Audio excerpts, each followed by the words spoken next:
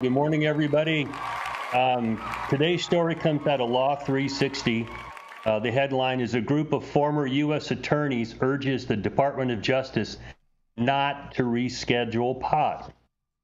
And as I read through this, and I know Luke appreciates this, one of the signatories to this was the guy that prosecuted me, and I think prosecuted Luke, out of the Eastern District here in California. And a couple of the things that came to mind. One of them was Mark Twain saying there's lies, there's damn lies, and there's statistics. And so this letter's got a bunch of statistics in it. Okay. I'm also remembered that I think it was 1971, the DEA came into existence. It was funded and staffed, and their job was to go out there and fight drugs. Okay. 1971. We're here in 2023. Drugs are cheaper, more potent, and more abundant than they were in 1971. So I don't know what metric the DEA has to measure success, but in my book, they're a miserable goddamn failure. Okay, so we got a whole bunch of these former U.S. attorneys, and they're going, oh, my hair's on fire, we can't allow this, the only people that win are the cartels. Give these people break from 280E, they're going to go out and market addiction to our children, all the fucking tropes that have been going on for so long. Okay? And I'm also reminded what Marcus Aurelius said, that the opinions of 10,000 men are worthless if they don't know shit about the subject. And I'm telling you, U.S. attorneys don't know shit about addiction, okay, or substance abuse. They know how to prosecute people for it. Okay? And so I'm also reminded that in the early 1940s, Mayor LaGuardia told Harry Anslinger that there's no reason to be doing this shit with marijuana because we shouldn't even be involved with small-scale transactions. That ain't that big an issue. Mm-hmm. He got no more funding for his studies, and boom, he was, no longer an expert for anybody. Raymond Schaefer, just after Nixon got the Controlled Substances Act passed, came out and said the same thing. I don't see what the big deal is here, okay? Small-scale transactions, this stuff, find something else to worry about, okay? Nixon shit himself.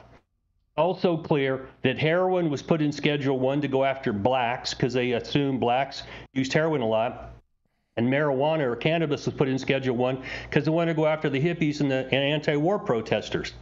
So now we're going forward into 2023, and these knuckle-dragging Neanderthals are citing things like cannabis has a 30% addiction rate. Horse shit. I don't know where that comes from. I looked up on the CDC's webpage, and they cite one study at 30, another at 10, and then this letter cites one out of Washington at 21%. Well, what is it? The problem is you don't know, and if you ask a cop what the addiction rate is for a drug, give us more money and we'll go out and fight it and we'll let you know. They're also calling for more studies. Okay? More studies of what? They've had a lock on studies of marijuana since 1970. They won't allow them. Okay? Sue Sisley had to fight for years just to get weed. She could do a study on vets with PTSD to go, oh, it's helpful. Epidiolex and Sativex are on the market here in the United States. They aren't Schedule 1. There's been studies done to show the efficacy. But this letter they wrote, I think Heather posted it for you guys. You can take a look at this. This is propaganda. And the hair's on fire, okay? It's addictive. Oh, it's higher THC, therefore it's more addictive. What the criminal justice system needs to get out of this. I call them junkyard dogs. If I need protection, I want the junkyard dogs. If I need to figure out how to do something, I want them on a chain and call them in when we need protection. Okay, this is nonsense. This is exactly why we're going to continue to struggle to get cannabis rescheduled or get it out of the Controlled Substances Act altogether, because people like this who claim they know what they're talking about. Oh, I was a U.S. attorney. I did all this stuff. No, you're a cop, okay, or you're a prosecutor. You're not a doctor.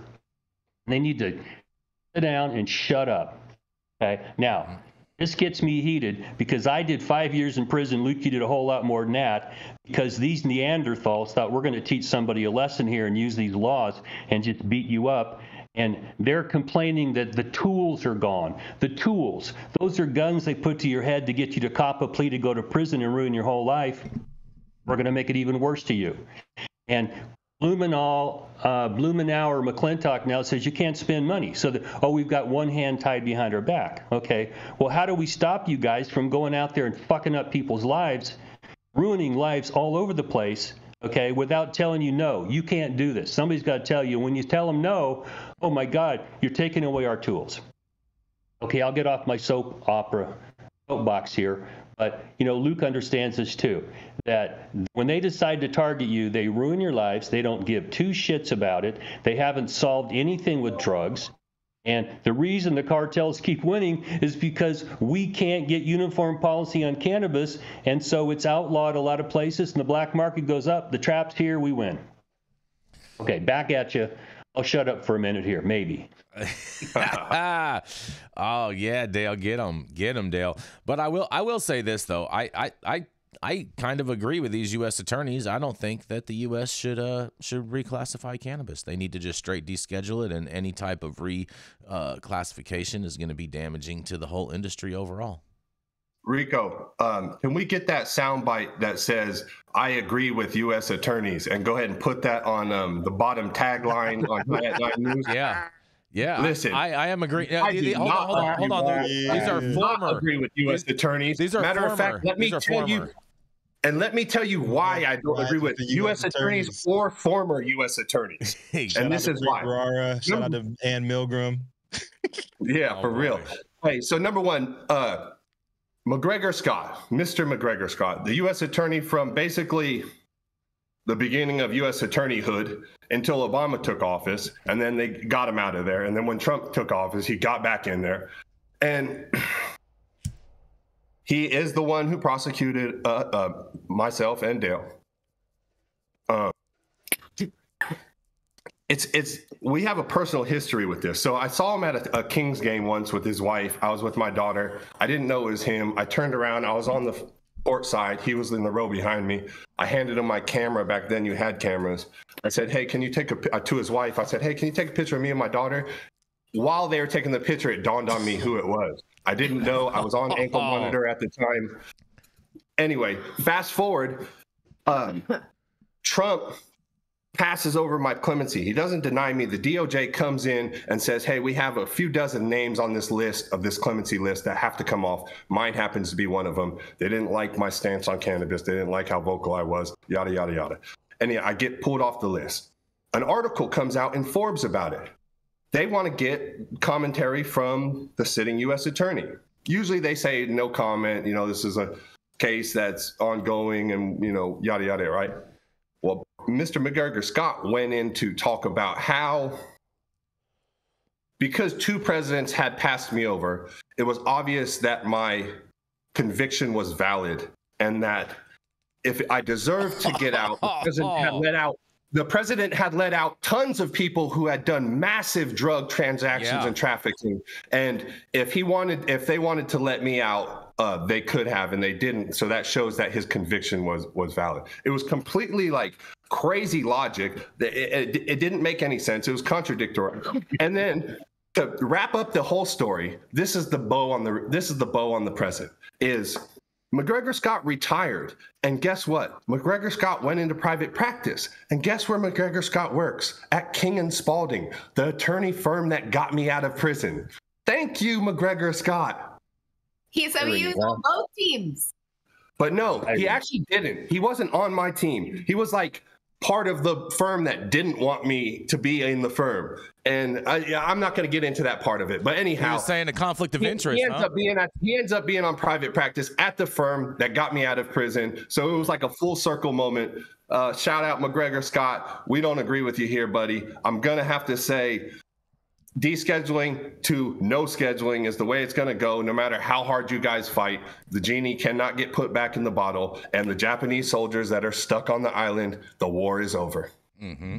Oh, bars. Man. No, man. Bars. Oh, man. Bars. Hold on, bro. He took a picture of you guys. Do you still have me this and my picture? daughter. I do. I actually do it. My daughter later, not knowing who took the picture, sent me a calendar in prison, and one of the pictures of one of the months was that picture. Wow. Man, bro, this is What a guy he is. yeah. Exceptional character. Can we get him a hashtag when we post this episode? Very possibly. Very, very, very Hashtag possibly. we love McGregor Scott. Hashtag, yeah. Yeah. Yeah. Oh, man. We're going to go to a commercial. We're going to be right back.